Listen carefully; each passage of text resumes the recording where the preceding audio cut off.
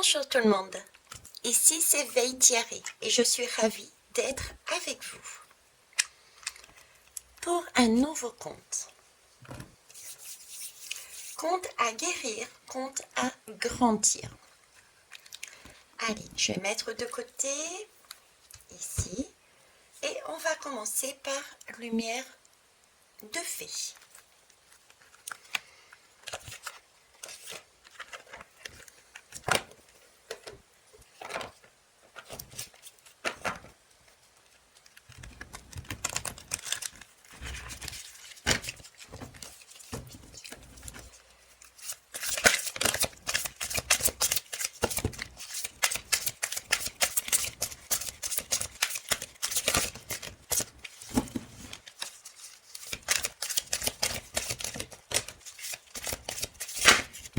Merci.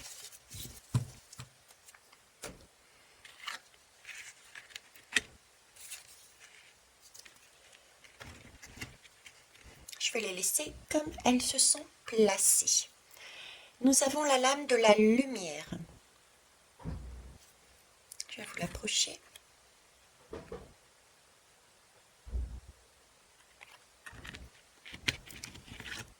Celle de la solitude. Se regarder assis sur une branche.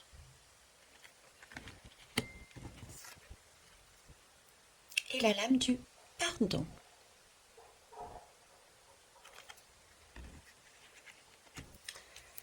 Voyons voir.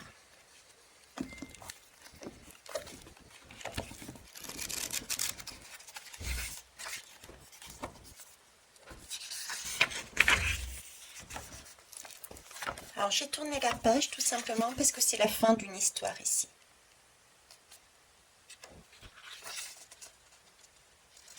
Je peux vous lire également celle-ci. Les contes ont ceci de magique, qu'ils permettent à la fois de dire et d'entendre l'indicible.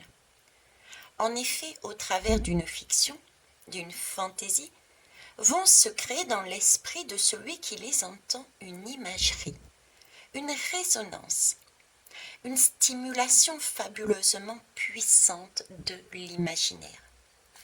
Nous savons que l'imaginaire est ce qui permet à l'enfant ou à l'adulte de franchir l'immense fossé entre la réalité, qui est à l'extérieur, et le réel qui l'habite.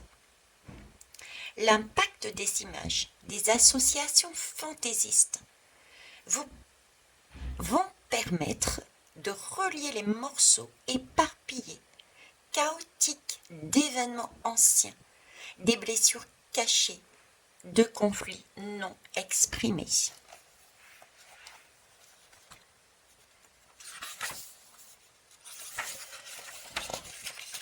Et nous avons donc le conte de l'arc-en-ciel des émotions. Je vous le lis. Il était une fois une jeune fille qui n'osait jamais dire ses émotions. À personne et surtout pas à ceux qu'elle aimait. Bien sûr, il n'est pas toujours facile de dire ses émotions, car des fois cela déborde. Il y a alors des pleurs, des sanglots, ou des rires, des fous rires, des sueurs, du chaud et du froid, bref, plein de choses qui se bousculent dans le corps. Il y a aussi les réactions de l'entourage. Qu'elle imaginait. Qu'est-ce qu'ils vont penser de moi? Qu'est-ce qu'ils vont dire? Et puis, oser parler de ses émotions. Il faut déjà les connaître. Vous les connaissez, vous, vos émotions? Essayez déjà de m'en dire 3 pour voir. Bon, la question n'est pas là, puisque je raconte l'histoire de la jeune fille qui ne savait pas dire ses émotions. Un jour, elle rêvait éveillée dans son lit, en regardant dans le ciel, à imaginer des bonheurs qu'elle pourrait avoir dans sa vie. Elle vit au-dessus d'elle un magnifique arc-en-ciel. Mais ce qu'il y avait d'étonnant dans cet arc-en-ciel, c'est qu'il possédait une huitième couleur, la couleur noire. C'est très rare un arc-en-ciel avec 8 couleurs. Et soudain elle comprit. Elle comprit tout.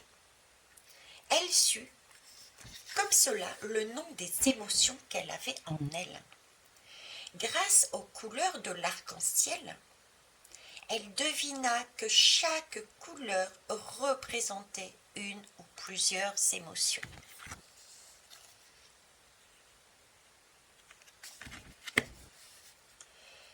Chaque couleur devenait un mouvement de son cœur, une direction de ses énergies, un élan de ses sentiments, une vibration du ventre ou du dos, un scintillement des yeux. Elle devina tout d'un seul coup. Le rouge, par exemple. Le rouge était la couleur de la passion, du baiser. L'orange, celle de l'abandon, de l'offrande, du don de soi. Le jaune, celle de la lumière, du jaillissement, du plaisir. Oui, se laisser emporter, confiante, faible, comme un sourire de printemps. Et le vert? Le vert, c'est la couleur du ventre, du mouvement de la vie en elle.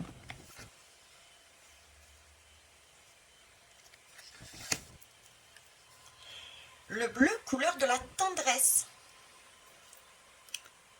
des caresses sans fin, de la douceur et aussi de l'espoir. Le violet, lui, était une couleur plus inquiétante, fermée, sourde. Il y avait de la violence dans le violet, de la menace. C'est important de savoir aussi reconnaître cela en soi.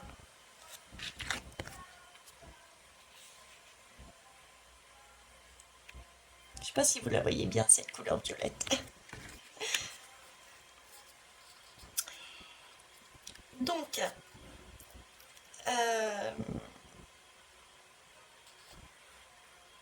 ouais, c'est important de savoir aussi reconnaître cela en soi.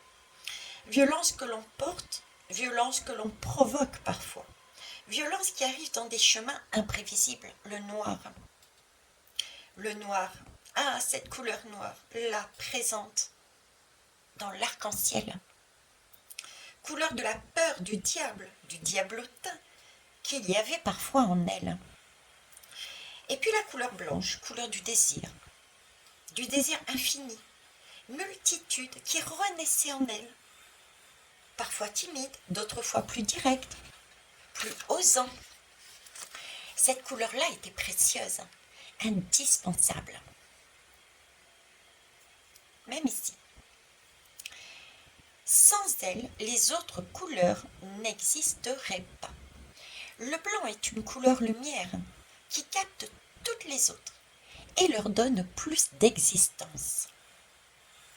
À partir de ce jour-là, la jeune fille, j'ai oublié de vous dire son nom, Yanou, sut parler de ses émotions, car il lui suffisait d'en rechercher la couleur. Elle regardait ce ciel, imaginait un arc-en-ciel et cherchait la couleur de l'émotion qui l'habitait. Bien des années plus tard, elle fut très étonnée d'entendre sa fille lui dire « Tu sais, maman, je suis un arc-en-ciel d'émotions.